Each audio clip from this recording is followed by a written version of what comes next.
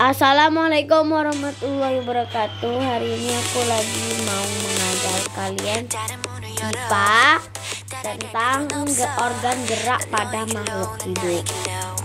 Ingat Kak, aku ingatkan loh, kalian itu wajib like, comment, subscribe, wajib tonton sampai habis. Dengarkan juga pelajaran aku ya. Dan kita mulai Bismillahirrahmanirrahim.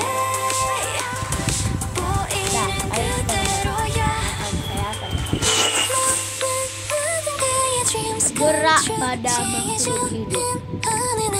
Setiap makhluk hidup pasti bergerak. Namun gerak yang dilakukan sering berbeda. Setiap makhluk hidup berbeda-beda. Bagaimana gerak pada tumbuhan,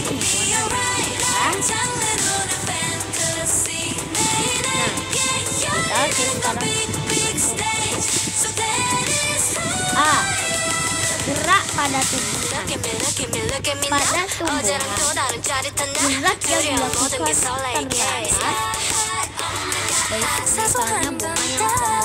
bergerak perlahan-lahan menggantikan. Tumbuhan tidak bergerak pindah dari satu tempat ke lain.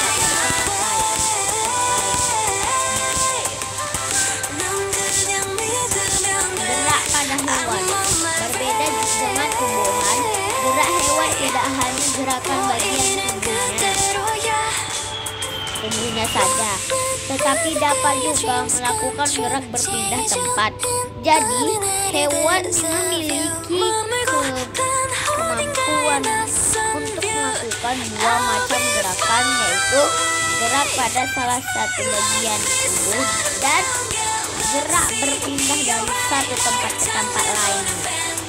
Gerakan pada hewan memiliki beberapa tujuan atau fungsi, di antaranya untuk mencari makan atau untuk melindungi diri dari predator. Predator itu pencuri.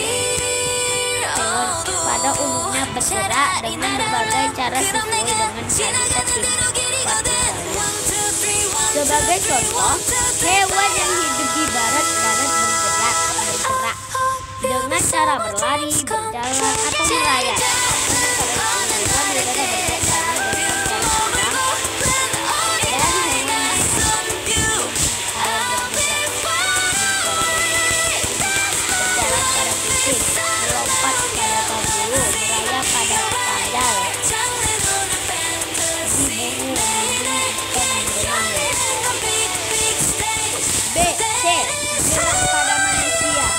Sama seperti hewan, gerak pada manusia tidak hanya gerakan bagian tubuhnya saja, tetapi dapat juga melakukan gerak berpindah tempat.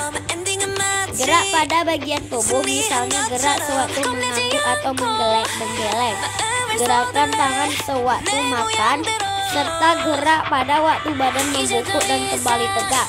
Sementara itu, gerak berpindah tempat misalnya berjalan, berlari, melompat, melayap, merayap, atau berenang. Kemampuan manusia melakukan gerakan tubuh.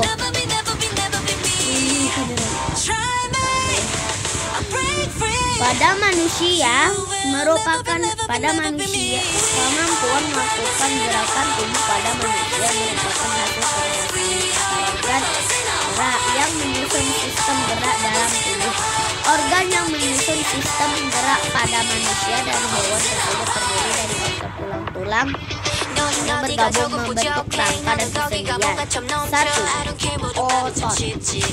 Otot disebut organ gerak aktif. Ototlah yang aktif melakukan kerja sehingga keseluruhan organ gerak dapat bergerak. Contohnya, alat gerak manusia berupa kaki yang tersusun dari otot dan tulang. Agar dapat bergerak, otot kaki aktif dengan cara mengerut kontraksi. Otot yang mengerut ukurannya menjadi lebih pendek sehingga menarik tulang tempatnya. Tempat otot itu menempel atau melekat. Akibatnya, tulang ikut bergerak. Setiap gerakan dilakukan oleh dua otot yang bekerja bergantian secara berlawanan. Jika otot yang satu mengeruk kontraksi, maka otot pasangannya akan mengundur. Relaksasi. Perhatikan gambar ini, rangka dan otot manusia. Berdasarkan tiga fungsinya, otot dibagi menjadi tiga macam, yaitu otot jantung, otot polos, dan otot lutut. Otot jantung terdapat pada jantung. Otot polos terdapat pada organ-organ dalam seperti saluran pencernaan, ginjal, dan rahim. Otot lutut terdapat pada organ seperti tangan. Tangan kaki kita nih ya.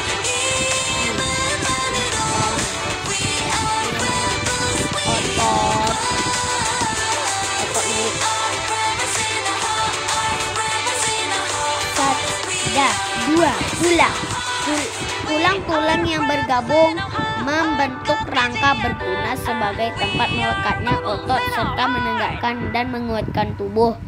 Tulang yang terdapat pada alat gerak disebut sebagai organ gerak pasif.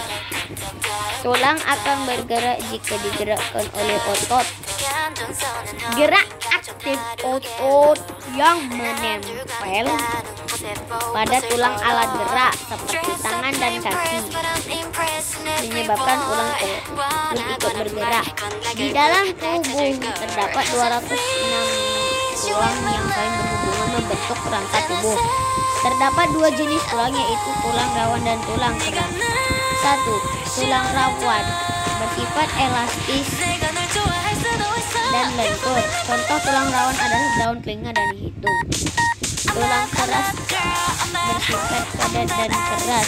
Contoh tulang keras adalah tulang paha, tulang lengan atas, dan tulang belakang.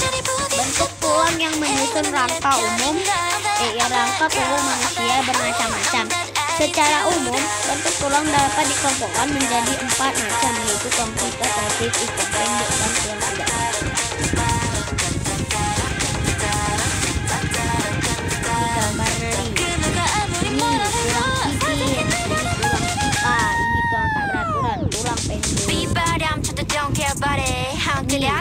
Tabel ini, dan tabel ini, tulang pipa, tulang paha, contohnya nih, tulang paha, tulang pipih, tulang busuk,